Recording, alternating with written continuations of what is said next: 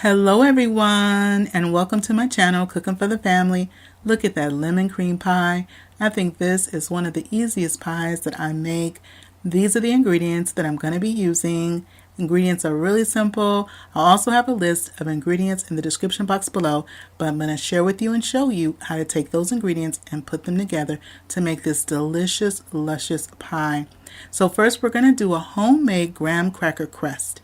Now for our homemade graham cracker crust, I'm using salted butter, and I have 6 tablespoons of salted butter that I'm going to melt in the microwave.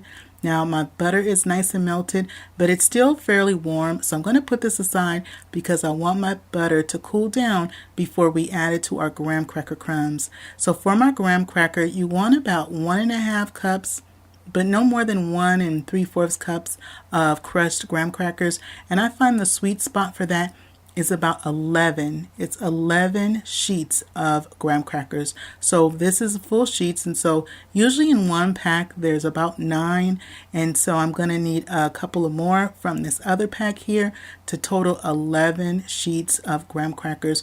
We're going to be crushing these. Now you can definitely buy a store-bought graham cracker crust, but this recipe for this pie is really simple and it's really tasty, and I find that the homemade graham cracker crust, it really sets it apart.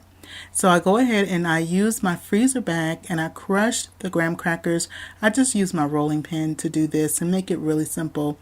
Now although this recipe is very simple, I find that the devil is in the details, and with so few ingredients you want to make sure that you do each step right, so that way your pie comes out good. Once I crush my graham crackers, I go ahead and I empty them into my 9-inch pie tin, and then I'm going to start building my crust right inside my pie tin. Now you can make this pie 100% no bake, or you can also bake your pie crust, and I'll share with you a little bit more about that. But first I go ahead and I put in 1/4 cup, and that was 1/4 cup of granulated sugar. And then I go ahead and I mix the sugar in with the graham crackers. Now graham crackers, although they are sweet, you do want to put a little bit of sugar into the crust because we're going to be having a rather tart filling. It's going to be right there in that nice lemony tart taste, and so the balance works out very nicely.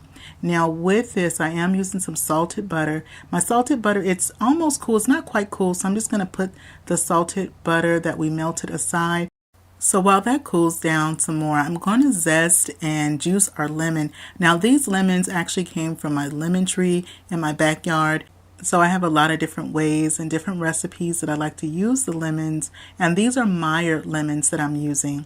I zested my lemon, and you want 1 heaping teaspoon of lemon zest. A heaping teaspoon meaning that it goes above the rim of the teaspoon. So a heaping teaspoon means that you're going to have like a little crowning on that teaspoon when you fill it. We're going to juice our lemons, and we're going to use 1/2 cup of fresh squeezed lemon juice. Now with this recipe, you can substitute the lemons for limes, and you can also mix the two. You can do a little bit of lemon juice as well as a little bit of lime juice as well. You can also use a little bit of lemon zest and lime zest together to get the 1 teaspoon of the zest combined. And so you can kind of mix and match. You can do just the limes, just the lemons, or kind of a combination of both, but still adhering to the same measurement for the recipe. Now once we have our 1/2 cup of fresh squeezed lemon juice, I add my lemon zest in with the juice. Our butter should be nice and cool, and we can continue on with our crust. And I'm using salted butter, but if you don't have salted butter on hand, and I like to use the salted butter with the graham cracker crust, it just really helps to balance out that tiny bit of sweetness, and so it makes a nice contrasting taste and flavor. But if you only have unsalted butter, you just want to put a tiny pinch of salt when you are mixing your graham crackers. The blending of the melted cooled butter and the dry graham crackers, you're going to start to create this nice sand, like a wet sand texture. And this is what it's going to look like, that nice wet sand kind of a texture to it.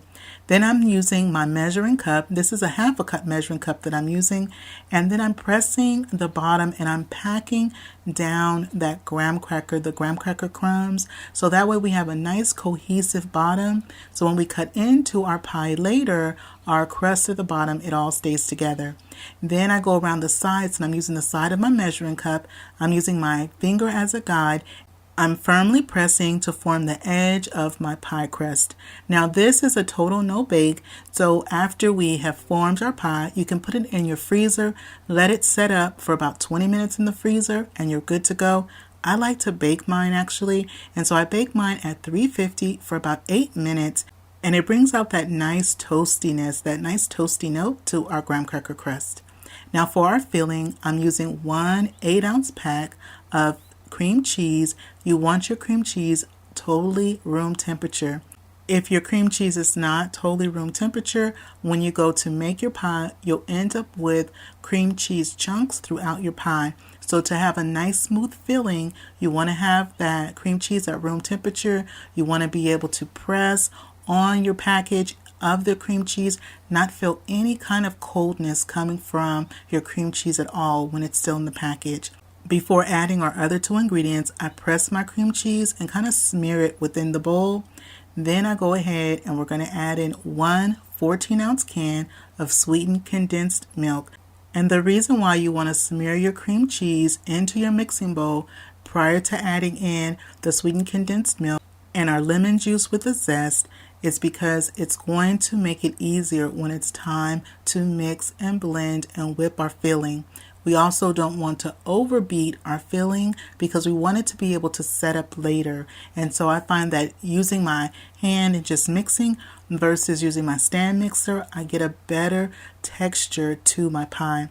I'm going to switch over from my spatula to my wire whisk, and I'm whisking the sweetened condensed milk in with that softened cream cheese. And you're going to just go ahead and beat and whisk until the ingredients are combined and it's one cohesive color.